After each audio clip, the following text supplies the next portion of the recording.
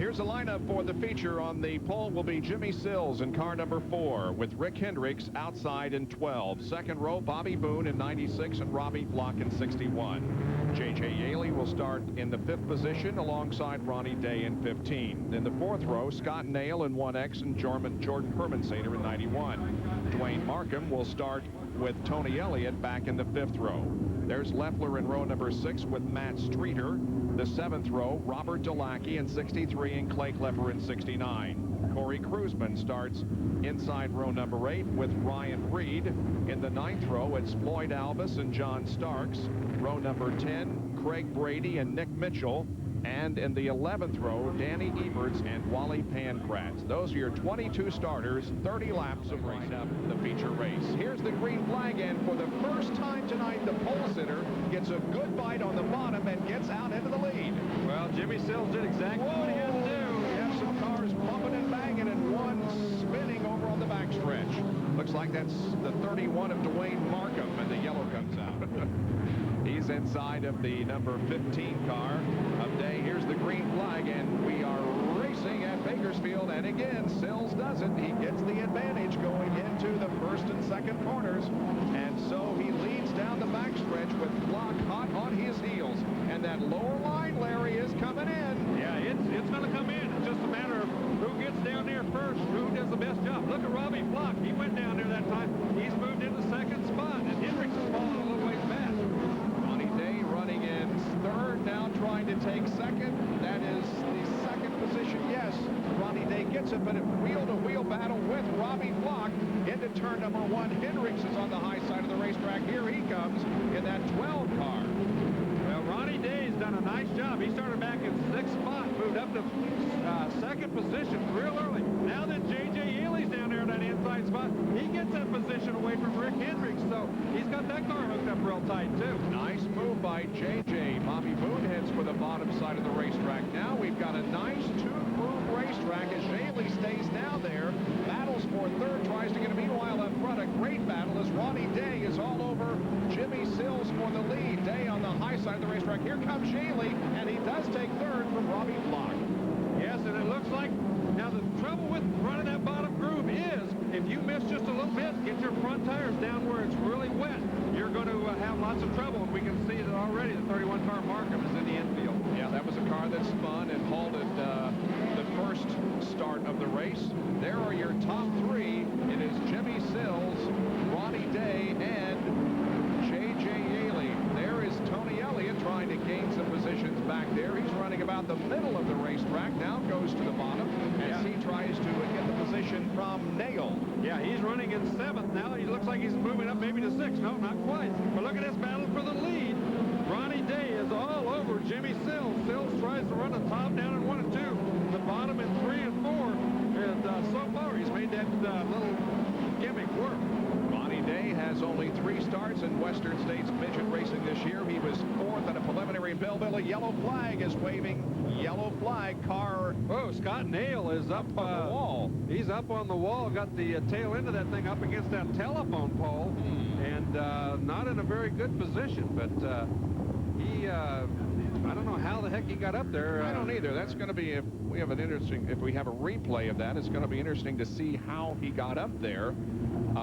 He's okay, apparently, and it doesn't look like the car is, well, the front end maybe, the front end suspension may be broken. Here it is. Let's see what happens. Tony Elliott slides up the racetrack. He goes over his right rear with the left rear and bangs it and hits the car. Oh, there, he broke the front end. Then the thing just climbed up there, and that's almost a backwards flag. Waves back to racing. Day, followed by Yaley and Robbie Block. Oh, and Yaley gets Yaley. Yeah, got a good bite down there. Challenges Day, but can't take the position. He's going to here. Yaley moves to 2nd. He has got that thing hooked up right around the bottom. The yellow flag is out again. Big mess over in 3. It's almost a track blocker.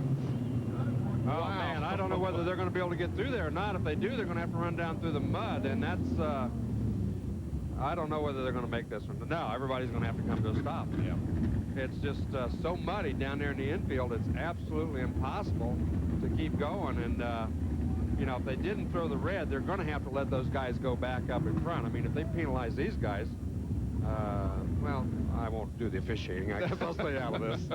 Well, there were 8 cars. At least that's how many I counted up there blocking the track once again. That was worse than some of the things you see on the LA freeway out here. But maybe we can find out what went wrong as we watch the replay. There you can see Jason Leffler and Tony Elliott. Those guys are running in 6th and 7th already early here in the race.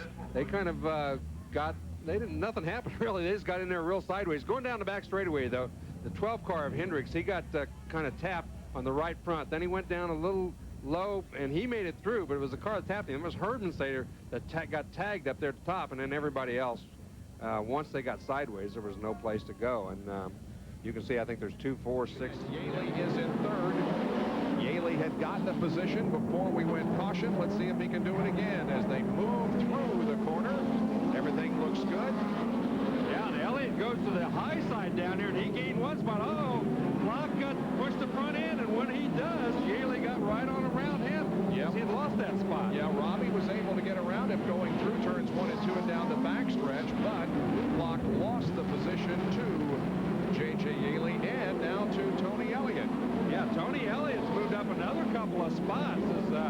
He's really working the racetrack high and low, and he's running high down there. Look at Leffler. He goes in high, down to the bottom. So they're using the racetrack all over right now. This is the way the racetrack should be. Bobby Block in the 61, Jason Leffler. They switch positions. Leffler goes to the high side now. Diamond's down off the corner. And here is Rick Hendricks and Jordan Herbensater battling. Herbensater got loose coming off the corner and got squirrely down the straightaway. Now back to the Leffler and Flock battle. Leffler has that position now. Yeah, the yellow flag comes out once again. Car spun down in turn number 4, sideways at the bottom of the racetrack, so it brings out a caution once again. And that's Floyd Alvis in the white number 1 car. He got just got sideways up there. I think he got a little high, just lost the back end and came to a stop. It didn't look like there was any contact with anybody else.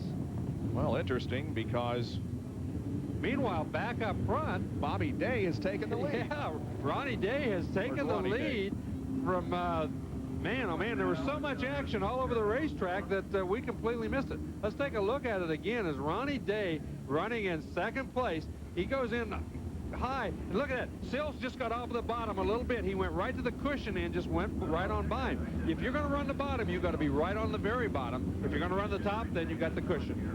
So Day will be up front when we come back. Sills will be 2nd, and Tony Elliott has moved up to 3rd spot. We'll be back with more in just a moment from Baker. Just as you rejoin us, the green flag comes out. We are back to racing here at Bakersfield.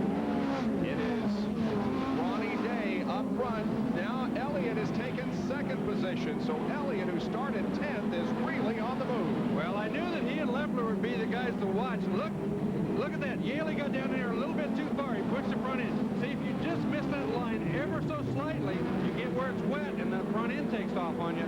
But now that Elliott is out after Ronnie Day, that could be a battle if he can catch him. Meanwhile, Yaley is working on Jimmy Sills, trying to get that position, and this baby up 6 to go here at Bakersfield. We are back to racing here at Bakersfield. Day and Elliott run 1st and 2nd. Here comes Jimmy Sills and J.J. Yaley, who has taken over position. Now, Jason Leffler has been knocked back a couple of spots. He and Robbie Flock banged wheels a while ago, and Leffler lost a couple of positions because of it. The real battle now is between Yaley and Sills as they go into turn 1. Look at Yaley. He's pushing the front end. That thing is hooked up really tight where it's wet, and where it's not, he's just having a heck of a time. He's doing a great job driving it. That race car is a real handful out there. 3 laps to go, 27 laps completed. It looks like that Ronnie Day is going to be able to take home the feature win here tonight. Here he is off the corner, and his advantage over Tony Elliott is about a half a straightaway. Elliott coming all the way from the Indiana and Ohio area to run here tonight. He's the leader in the USAC Stoops Freightliner Sprint Car point standings.